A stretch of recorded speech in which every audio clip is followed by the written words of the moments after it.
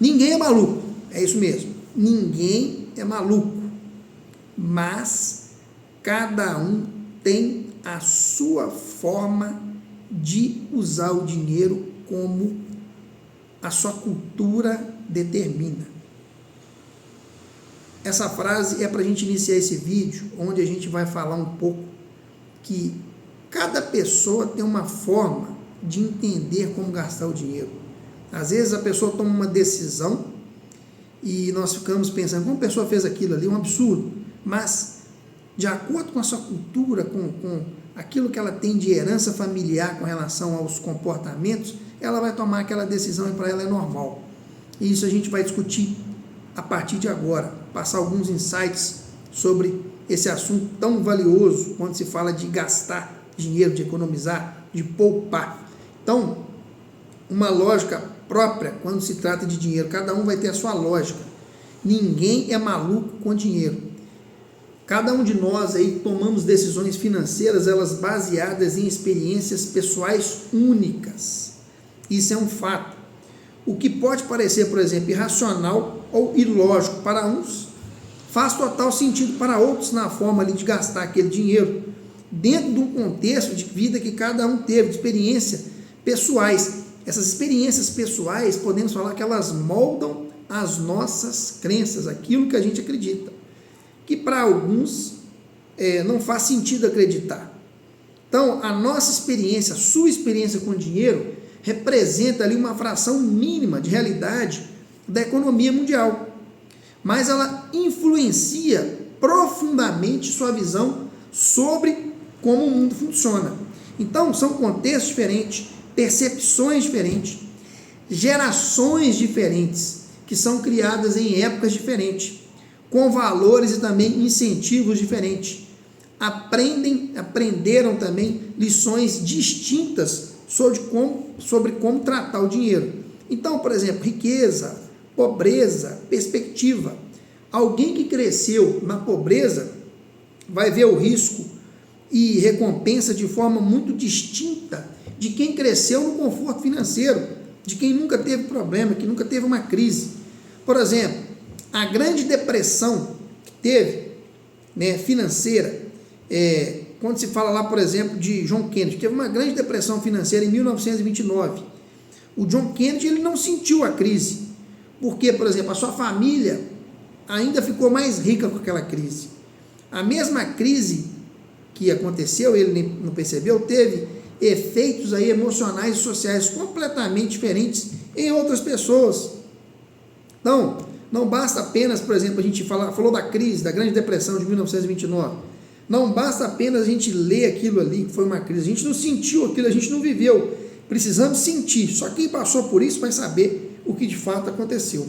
Você pode estudar crises financeiras, você pode aprender sobre isso tudo, mas você não sentirá a cicatriz de quem passou por aquilo ali.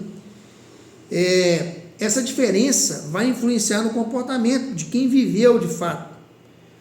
Planilhas, por exemplo, não mostram emoções. Você pode planilhar, colocar no Excel, usar programas ali. Se não tiver vivido, dificilmente você vai entender o que as pessoas passaram. Os gráficos, por exemplo, mostram quedas do mercado, mas não mostram o desespero de uma pessoa olhar para os filhos e temer para o futuro. Você vai conseguir tratar daqueles filhos, cuidar daqueles filhos. Essas emoções aí moldam as nossas decisões. Então, algumas pesquisas reais confirmam, estudos mostram que as experiências nos anos de formação, da nossa formação, influenciam decisões financeiras por toda a nossa vida, quando a gente é formado, quando a gente está virando ali um cidadão mesmo. Então, crescer, por exemplo, com a inflação alta do mercado, muda tudo quando o mercado é fraco. Por exemplo, o caso de Bill Gross, é um investidor muito famoso, que ele foi bem sucedido, em parte porque nasceu no momento certo. Ele nasceu numa época boa, quando, por exemplo, as taxas de juros favoreciam os seus investimentos. Deu sorte? Sorte temporal, nesse caso, importa. Por exemplo, a adolescência e o mercado de ações. Pessoas que passaram, por exemplo, a juventude em mercados em alta, acreditam mais em ações. Quem viu o oposto tende a desconfiar dessas ações. Então, a inflação é um fator geracional. É de geração. Tem geração que ela está alta, tem geração que ela está baixa. Por exemplo, se você nasceu nos anos 60, vocês viu ali os preços das coisas triplicarem. Se você nasceu nos anos 90, talvez nem se preocupe com a inflação, não percebeu ela. Isso vai moldar o quê? O seu comportamento. Quando nós falamos, por exemplo, de desemprego e percepção, durante a crise de 2009, o desemprego atingiu aí jovens sem diploma em quase 50%. Mulheres brancas com graduação sentiram muito menos o impacto. São estatísticas. Isso também molda as visões. A visão nunca é absoluta. Não faz sentido a gente esperar que pessoas de contextos distintos tenham a mesma visão sobre dinheiro. Não vai dar certo isso. Então, a gente vai ter que entender o risco e também a oportunidade. Cada decisão tem uma história. Cada decisão que a pessoa toma, no fundo, ela tem uma história porque ela tomou aquela decisão. O mesmo comportamentos financeiros aparentemente insensatos tem lógica para a pessoa que toma. Não vai ter lógica para você, mas para a pessoa que tomou ali, tem uma lógica. Com base em suas aí narrativas pessoais. Então, por exemplo, vamos falar do bilhete de loteria Esperança. Para quem ganha pouco, aquele bilhete de loteria ali representa ali uma chance, um sonho, algo que muitos às vezes não vão compreender por viverem em outra realidade. A pessoa aposta tudo ali naquele bilhete de loteria. E temos que entender também que o dinheiro é um tema recente. Apesar de lidarmos aí com dinheiro há milênios, há muitos anos, o sistema financeiro moderno, ele é novo. Aposentadoria, crédito, investimentos, tudo isso é recente. Nós ainda podemos falar que estamos aprendendo a lidar com isso. A maioria das pessoas ainda está aprendendo a lidar com decisões financeiras complexas. Por isso, todos nós podemos aí cometer erros a todo momento. Ninguém é maluco. Voltamos a falar isso de novo.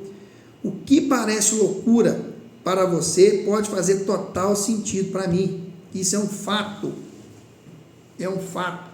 Tomamos decisões aí com base em histórias pessoais e também em fórmulas universais. Se nós quisermos entender melhor as decisões financeiras dos outros, precisamos começar pela empatia. Entender por que a pessoa tomou aquela decisão. Ficar no lugar dela. Conhecer essa pessoa. Experiências únicas moldam cada escolha. Então, entender, por exemplo, como Bill Gates ficou rico, começa por compreender o tempo. O contexto e as oportunidades que ele teve vai ser uma história do nosso próximo vídeo falando sobre esse tema. Fez sentido para você esse vídeo? Fique conosco para o próximo e comente aí, compartilhe para a gente trazer mais conteúdos relevantes como esse. Forte abraço.